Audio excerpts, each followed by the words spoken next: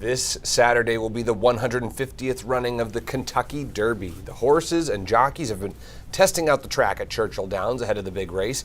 As of this morning, the two big betting favorites are Fierceness and Sierra Leone.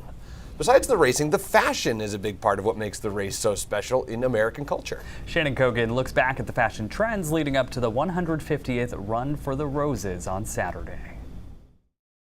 The fashion tradition was very much part of the Kentucky Derby from the very beginning because it was a place where you were coming to see and be seen. Jessica Whitehead is the curator of collections at the Kentucky Derby Museum. She says the founder of the Kentucky Derby, Meriwether Lewis Clark Jr., did his homework before developing the upscale racetrack in Louisville.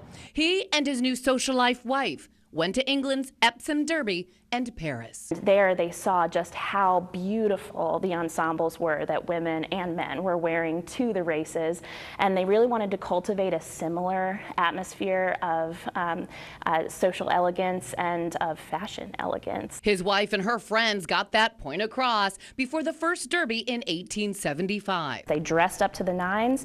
They all got into a beautiful open carriage and rode around the streets of Louisville, encouraging people to come out to the Kentucky Derby dressed in their finest. For those early derbies, fashion would have looked something like this. Hats for men and women were a part of everyday ensembles. In the 1940s, the designs became bigger and brighter, racing fans hoping to catch the eyes of the media. That journalists would immediately, pick you out of a crowd and say, "Oh, I want to feature you in the Courier-Journal." In the 1960s and 70s, people stopped wearing hats every day, but not at the Kentucky Derby. Here's Barbie at the 135th Run for the Roses.